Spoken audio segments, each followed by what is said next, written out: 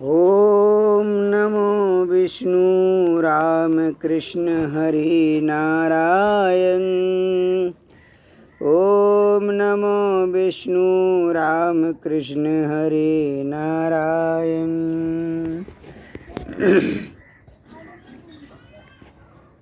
भगवान ने समस्त शास्त्रों में वर्णन किया है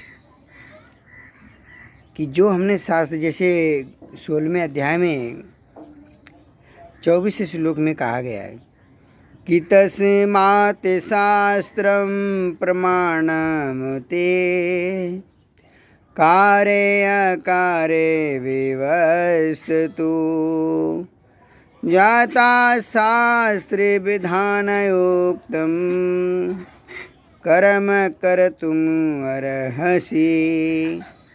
कथाकार का एक धर्म होता है कि जो भगवान ने बनाए नियम हैं उन्हीं पर चले। भगवान ने गीता के ये 24वें श्लोक में समझाया कि शास्त्र में जो बताया है वो करिए। अब सुखदेव गोस्वामी महाराज परीक्षित को कथा सुना रहे थे। विदेशी अधर्म और पाप और पाखंड की संस्कृति नहीं। भगवान शिव ने कथा की तो हरि नाम का गुणगान किया, हरि कथा की। व्यास पीठ पर जो बैठते हैं और मुगल और ब्रिटिश की बड़ाई करते हैं, जो शास्त्र में है ही नहीं, अधर्मी अधर्म है, पाप है, पाखंड है, हत्या बलात्कार की चर्चा होती है, ऐसे विदेशी अधर्म और पाप और पाखंड की व्यासपीठ पर नाम क्यों लेते? अरे अत्याचार और जुर्म बताइए, अत्याचारी हैं, उनका धर्म क्या है? विदेशी संस्कृति पाप और पाखंड की है, अधर्म की है, अत्याचार की है। और व्यासपीठ पर बैठ कर के उन अधर्मियों की बातें करते, उनकी बड़ाई करते, शर्म नहीं आती, लाज नहीं आती तुम्हें?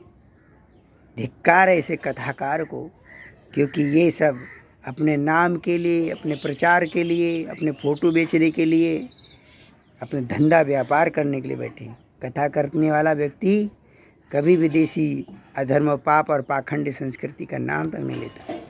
हम तो सीधे बोलते हैं, मुगलों के अत्याचार और जुर्म को बताते हैं, ये कितने अधर्मी थे। ब्रिटिश के हम अत्याचार और जुर्म को बताते हैं, इसे सावधान करते हैं, ये अधर्मी हैं, धर्मी नहीं। जब कथाकार व्यक्ति ये सब बोलेगा तो धरती पर समाज की रक्षा कौन करेगा? इसलिए यजुर्वेद, सामवेद, अथर्ववेद, ऋग्वेद, रामायण, गीता और भागवत को अच्छी तरह पढ़िए।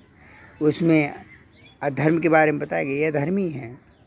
तो इस अधर्म से कैसे बचें, इनके अत्याचारों से हमें कैसे बचना है, दूर रहना है, ये तो बताना चाहिए, उनका गुणगान करना चाहिए।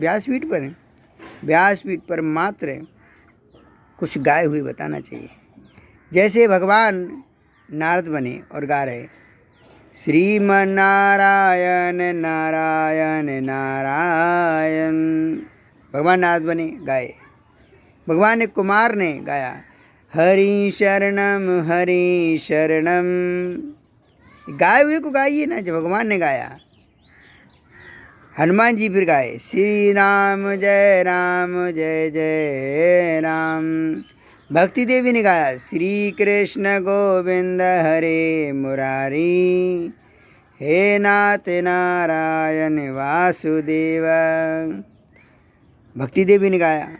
फिर उसके बाद भगवान गौर हरि चैतन्य महाप्रभु बने और गाए हरे कृष्ण कृष्ण कृष्ण हरे हरे, हरे राम राम राम हरे हरे। जय जय विष्णु राम कृष्ण हरे नारायण, जय जय विष्णु राम कृष्ण हरे नारायण। ये शास्त्र में नाम है, इसके सिवा कोई और नाम विदेशी मुगल और ब्रिटिश के नाम की बड़ाई करो, सनातन धर्म के दुश्मन हुए। राक्षस जो थे काले कपड़े पहनते थे और देवता जो थे भगवा कपड़े पहनते थे। व्यासपीठ पर कभी किसी को काले कपड़े का प्रयोग नहीं करना चाहिए, काले कपड़े नहीं पहनना चाहिए। यमराज यमदूतों के वस्त्र होते हैं। इस प्रकार से ऐसे कपड़े, काले कपड़े पहन करके व्यासपीठ में नहीं जाना चाहिए। व्यासपीठ एक धर्ममय है। और धर्म के कपड़े भगवान ने कैसे कौन से कपड़े पहनते थे? भगवान के कपड़े देखिए पीले, मतलब भगवा कपड़े, ऐसे कपड़े पहन करके साधु संत कथा करते थे। ना तो कपड़े पहनना आता है और ना तो शास्त्र के अनुसार बोलना नहीं आता है, और व्यासपीठ पर बैठ गए। ये व्यापार व्यासपीठ पर कभी 1 रुपया नहीं चढ़ने देना चाहिए, कि व्यासपीठ एक मर्यादा की है। वह धन से क्या मतलब?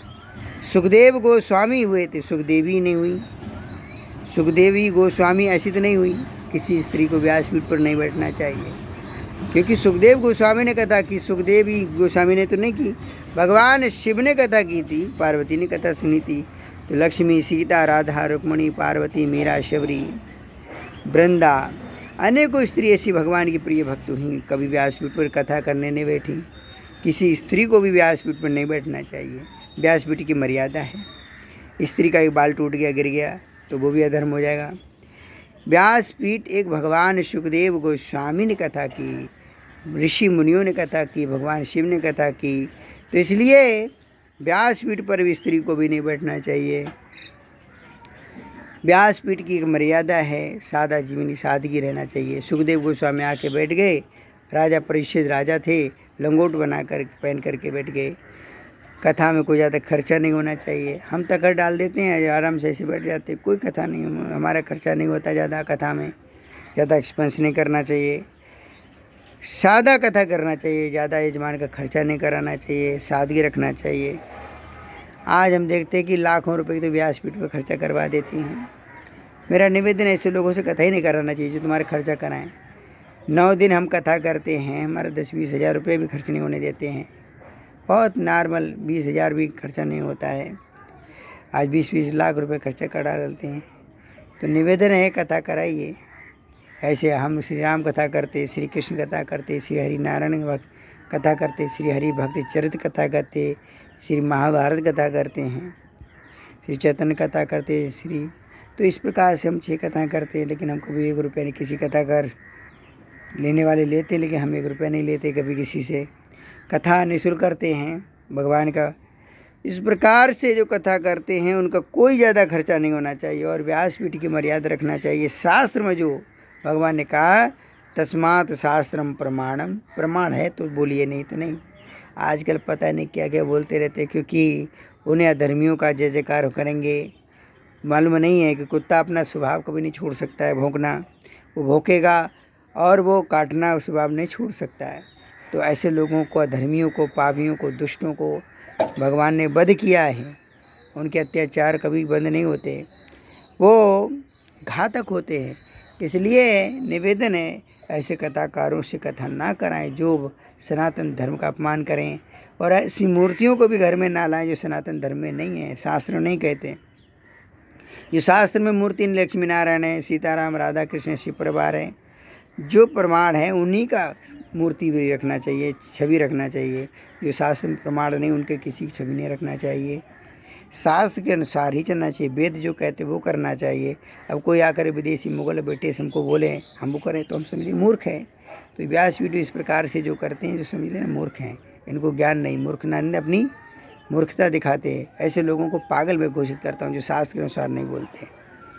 तो इसलिए ऐसे पागलों से ना कथा सुने, क्योंकि ऐसे पागल क्या बोलेंगे, खुद पागल कुछ भी बोलता है। तो ऐसे ये अपने आप को बुद्धिमान कहते हैं, काले कपड़े पहन के बैठते हैं। शास्त्र में काले कपड़े पहन, कौन? यमराज, यमदूत, भूत पलितों के काले कपड़े होते हैं। तो ये देवताओं के काले कपड़े नहीं होते, काला तिलक लगाते हैं, पता नहीं क्या क्या करते हैं। ये सब पाखंडी हैं, ढोंगी भोगी हैं, ये सब बेकार लोग हैं। इससे बच के रहें, सावधान रहें।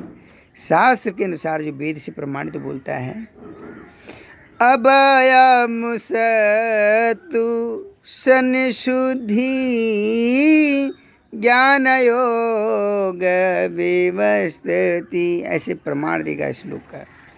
क्या रामायण में 2 नंबर उत्तरकांड का 13 2 नंबर है, तो कहना चाहिए भगवान शिव की स्तुति है, लंका कांड की स्तुति है, प्रमाण है ये सब। शिव जी का पार्वती का संवाद है, बालकांड का 2 नंबर 109। तो ये सब प्रमाण ऐसे देते हैं, वही सत्य है, बाकी सब असत्य, झूठ है, पाखंड है।